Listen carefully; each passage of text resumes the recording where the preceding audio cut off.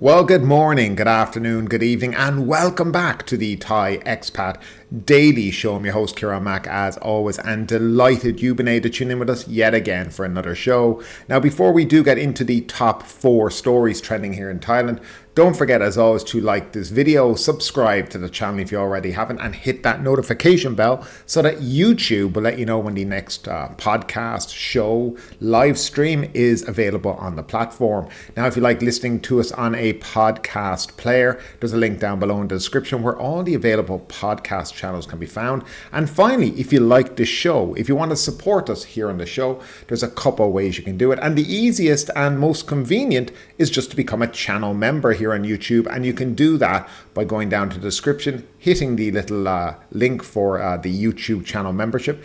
And for 100 baht a month, you'll get a few nice little emojis, and more will be added in time. You'll also get a little star beside your name showing that you're a channel member, and you'll get this video the second it's uploaded on the platform. Now, the other way is to buy me a coffee using the link also in the description for buymeacoffee.com. So now that that's all kind of done and dusted, we're going to jump into So let's start off with the traffic accident report. Normally we do this every couple of days to give you an idea of the carnage on the road here in Thailand, and well, no different than any other day. So as you can see today, so far at about 6 or 7 in the evening now, we've had 20 deaths on the road with 1,844 people injured. We had 39 deaths yesterday, by the way, with 2,546 people injured. And we have, for the first 26 days of January, 1,148 people killed on the roads. Now, that's probably more, by the way, because there's a funny way they report these as well.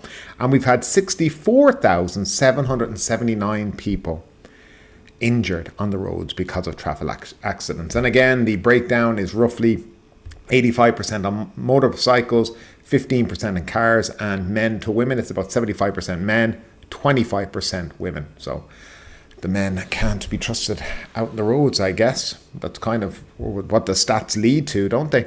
But again, for people who are coming to Thailand, people who are already here in Thailand, be careful on the roads. They are not safe, and the figures don't lie. So now that that's done, we've brought you that little news. Let's jump into the 4 stories that we have here in Thailand. And the first one, it's quite an interesting one, this one. Businesses controlled by the Thai military should return to people. Now, Parliament has agreed to establish a House Standing Committee, as proposed by the Move Forward Party, to study the possibility of transferring businesses presently controlled by the military to the people. The proposal was made by Bencha Sengchan, a Move Forward Party list MP, during the parliamentary session yesterday. She said that billions of baht the military earns from its commercial interests, which currently go into the military accounts, should be reassigned to benefit the country. A novel idea. Without mentioning names, Bencha informed the chamber that several military generals have accumulated personal fortunes of up to 800 million baht during their time in the military service.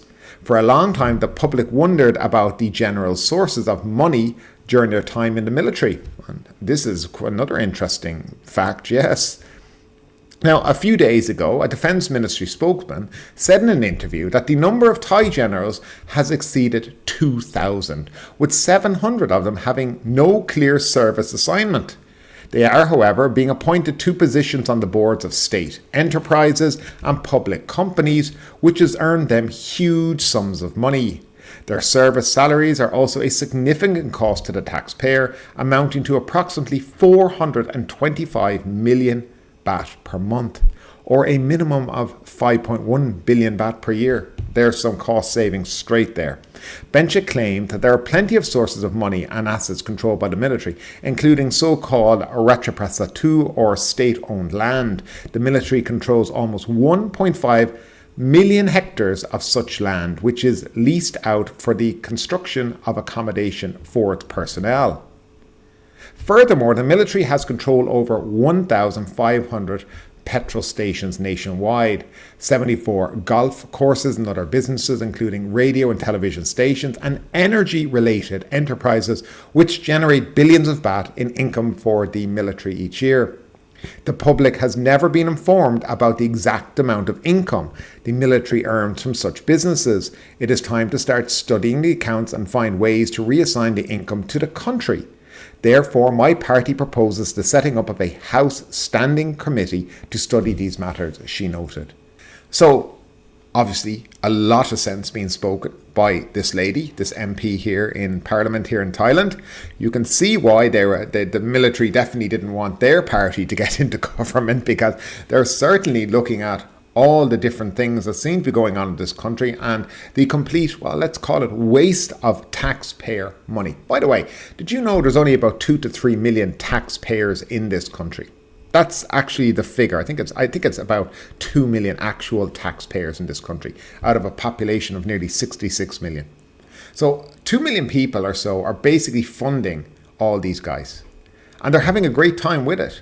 They've accumulated hordes of money.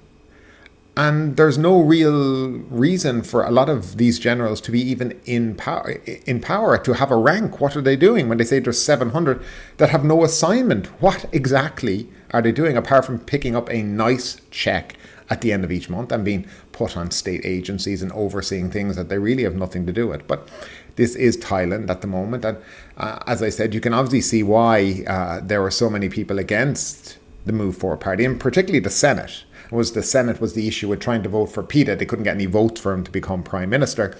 All military men appointed by the junta. And of course, yes, you can see, and I think you can make a connection to the dots, and we don't need to go much further into that maybe as to why, But nevertheless, we'll move on to the next story. Now, the next story is another one, interesting one. And Pita Limjaroenrat, he's back in the news, and we're going to be hearing a lot more about him because the media like covering him and people like hearing from him because he talks sense. Now, Pita warns Phuket may become a garbage hell if not addressed. Now, a lot of people would say, now, it might already be there, but taken to the floor of Parliament for the first time in 6 months, Move Forward Party list MP Pita Limjaroenrat talked about the garbage problems in Phuket and Samut Prakan provinces with a stern warning that Phuket could be renamed one day by tourists as a haven full of garbage if the problem cannot be solved quickly and effectively. The former Move Forward Party leader said he spent quite some time during his hiatus from Parliament studying the garbage problems in the two provinces and met with locals to listen to their views. He said that the landfills in Prakasi, my sub-district of Samut Prakan, and the one in Phuket have the same problem. They cannot handle the sheer quantity of trash which arrives each day, leaving it to pile up and become a threat to health and a fire risk. Now, in Phuket, he said, about 800 tons of garbage is generated every day, but only 700 tons are incinerated, leaving 100 tons in the landfill. The resort island earns about 200 billion baht from tourism and tourism-related businesses each year, and the combined budget of over 10 local administrative organisations is only about 600 million baht. To address the garbage problem, he proposed that the budget for garbage disposal be increased substantially, and that the amount of garbage must be addressed at its source, which would mean less garbage being generated and more being recycled. He also proposed decentralisation of authority from the Interior Ministry and the Ministry of Natural Resources and Environment to the local administrative organisation so they can more effectively manage the disposal. So again, common sense.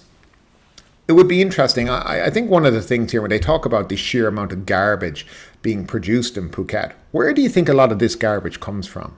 And without having figures, right, without 100% knowing, you'd have to consider that an awful lot must be coming from hotels on the island. There's well over, if you look on TripAdvisor, 1,500 registered hotels on the island, possibly more. How much garbage are they generating on a day-to-day basis? And, if there's an issue with incineration, maybe Phuket needs to start looking at having it I don't know if they actually have an incinerator or it's shipped somewhere else. It may be shipped to Krabi, but I'm not 100% sure on that either. But it may be a thing that maybe a higher tax on these businesses to pay for the incineration, pay for the disposal of this garbage is well needed. Also, a lot more recycling needs to be done in Phuket. I believe only a fraction of what maybe even said is being done. one of the things you learn here when you work for a while, that a lot of stuff they say happens doesn't really happen. So they say it's recycled, but it's not really. They might be separated, but it all ends up going back into the same pile of crap at the end of the day after the recycling, if you kind of understand where I'm coming with that. So I do think there should be a focus on the businesses generating the most amount of garbage and possibly taxing them higher amounts. If you're not recycling, if you're not doing your best to reduce the amount of garbage you're using, then maybe you should have to start paying more to dispose of it. That might be a way to persuade businesses to do a bit better. But I'd love to know what you think about it. And I think he makes a very good point that, I think Phuket has always had an issue with this, and maybe it's something that needs to be looked at in the future. We'll move along to the next story, and actually I didn't see this in any of the English news, but we have it on one of the Thai channels. So a crackdown on Chinese massage parlor involved in human trafficking, and yet again it always seems to be a Chinese massage parlor. In a recent operation, Thai police authorities, acting on orders from the Commissioner of the Bangkok Metropolitan Police, conducted a joint operation with relevant agencies in the Hoi Quang district. The target was a massage parlor named The Office, situated in the Hoi Quang area of Bangkok, suspected of being involved in illicit activities. The operation resulted in the arrest of 43 individuals. Preliminary investigation revealed charges related to human trafficking within the vicinity. A total of 36 suspects were implicated for engaging in the sex trade, with 9 Thai nationals, 16 Chinese nationals and 12 Vietnamese nationals. Additionally, charges were brought against 6 individuals, including 5 Thai nationals and 1 Chinese national, who were identified as owners, managers or controllers of the establishment. Now, during the operation, it was discovered that the Chinese and Vietnamese women were being introduced into the Thai sex industry. The investigation uncovered connections to Chinese capital, prompting the authorities to take swift action. Lieutenant General Tidaret emphasized that further inquiries are needed to determine the ultimate owner of the establishment. Currently, information regarding the apprehended suspect is not disclosed. Now, regarding the legal proceedings, the investigation team has gathered evidence about the 37 individuals charged with solicitation and is preparing to file formal charges at the Northern Bangkok District Court. The 6 suspects involved in organising the trafficking are also set to be sent to the criminal court. Department of Immigration reported that if the court issues bail or fines for the suspect, they will be released. However, for foreign suspects, if their visas are revoked, they will be processed through the Immigration Office for further evaluation. If the visas are successfully revoked, the suspect will be deported at their own expense. Those unable to cover the expenses will be held in detention until they can arrange their return to their home country. So, a couple of real bad issues in this. So, firstly, there is the idea that the Chinese national and Vietnamese women have been actually sex trafficked. And these are people then that need to be protected, not deported back to their country. And you can see Thailand has a long way to go when it comes to dealing with people who are in bad situations. And I think it's one thing to know that a lot of people who are trafficked to this country don't do it out of necessity. They do it because they have to or they're forced to. And this happens all around the world. But I guess when you come across something like this, instead of basically saying that if your visas are revoked, we're going to deport you back to where you came from, and if you can't pay for that, you'll just sit in a jail and rot until you can. I don't think that's doing the best for the women that have been trafficked here to Thailand to engage in the sex trade. And surely there should be something better for these women than this kind of treatment from the immigration department. And that's kind of where I stand on that. Now, the whole story, they're talking about these grey businesses, and that's a kind of an easy way to say Chinese-run businesses here in Thailand. They do exist. They're in a lot of places, and they have issues cracking down. Places like this that normally get busted are because they haven't greased the right palms, or they've been doing it for a while, and then they've got a bit cocky, and finally somebody's dobbed them in completely, and a raid suddenly has to be done, and they have to be shut down. It's rather unfortunate how it comes to that, but in this note, it's good to know that the women have been somewhat rescued to a certain extent, but then their fate and where they're going to be sent to and how is still very much unknown. Hopefully there's some organizations that can step in to help people like this rather than just deport them or lock them up, which I think is the wrong way to treat anybody that's caught in a situation like this. And we'll finally move along to the last story of the day. Another quality tourist hits Phuket. German man wanted for theft of 86,000 baht from Patong hotel. Patong police are hunting for a German man caught on CCTV stealing envelopes containing 86,000 baht from a hotel kiosk counter. Police were alerted to the theft when Naranut Kautong, 24, from Nakhon Si Thammarat, filed a complaint on behalf of the Noble House Hotel. Mr. Naranut explained that he opened the drawer of the hotel front desk to find several envelopes missing. He checked CCTV and saw a foreigner he did not recognize behind the counter at about 3 a.m. that day. The foreign man, now identified as Mohammed Yassin Zaru, 21, from Dusseldorf, sifted through envelopes kept in the drawer and then removed several of them. Oddly, while behind the counter, Zaru at one time stared straight into the CCTV camera behind the desk. Mr. Naranut reported that the envelope stolen contained an estimated 86,000 baht cash. Investigation by the Patong police confirmed that Zaru had rented a Yamaha MX motorbike Thursday last week and failed to return it the next day. Unable to contact Zaru, the woman who rented the motorbike to him, Pasami Yadav, 61, reported the motorbike missing to Patong police. However, Miss Pasami was later able to contact Zaru, who told her the motorbike was damaged in an accident. Zaru presented Miss Pasami with the money to pay for repairs yesterday. That the money stolen from the Noble House Hotel was used to pay her, and are continuing their search for him. So another story of a quality tourist. He damaged the bike. He had no money to pay for it. So what did he do? He found a hotel that had a load of money in it, nicked it and gave it to her. I was going to say you can't make this up, but this is just unbelievable. I've noticed in the past few weeks there are more and more stories about foreigners in Phuket committing crime after crime. And there seems to be just a really kind of low-life foreigner tourist entering Thailand at the moment. Of course, we all remember during the COVID pandemic, the great talk from the government and Prayut and everybody was that come the gates open and we get back to normal, it'll be quality over quantity. And that is all gone now. We're back to the some of the lowest life tourists entering the country and, causing absolute carnage while they're here. Another story in Pattaya about a foreigner in the car with the tiger. By the way, that was a rented car. To get back to you, he didn't actually own it. He had rented it. And there's another foreigner again with another tiger. Today there's another report about it. So I don't know what it is about foreigners wanting to have tigers or lions with them. But it seems to be the case. Nevertheless, they are the 4 stories from today. As always, I'd love to know your comments about what you think about these stories.